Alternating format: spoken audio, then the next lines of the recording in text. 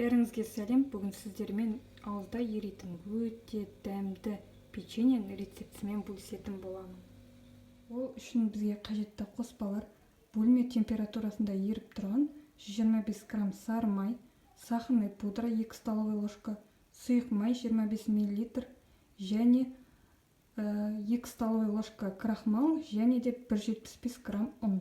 Мен ыдысыма сары май және сұйық майды құйып алдым. Енді үстіне сахарный пудраны қосып, жақсылап миксерлейміз.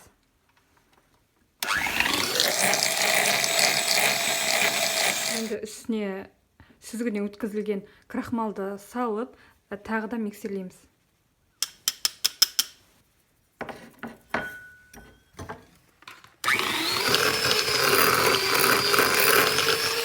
Енді осының үстіне ұнымызды жайлап қосып отырып, тағы да миксерлейміз.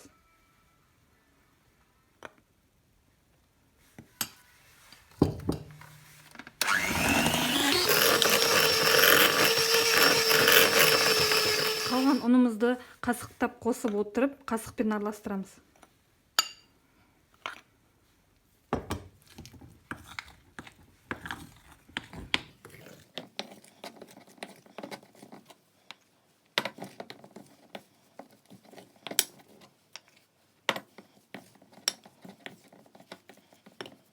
Міне, тестіміз осылай болып шығу керек.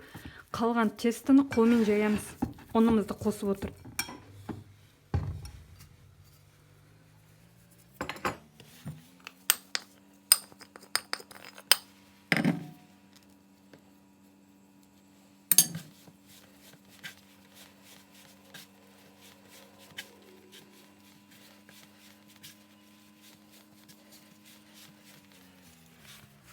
Осындай қолмен ұстағанда жұмсақ болып шығатын тесті шығу керек.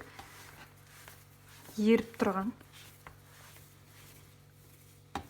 Міне осындай жұмсақ болып шығу керек тестіміз. Енді илеп формаға саламыз.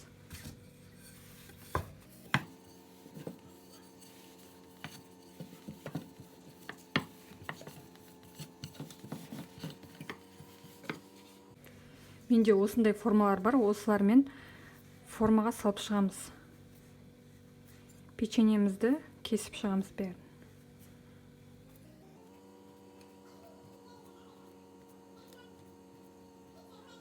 Енді осылай дайын болған печеньемізді 190 градусқа жарты сағатқа салып аламыз духовкаға.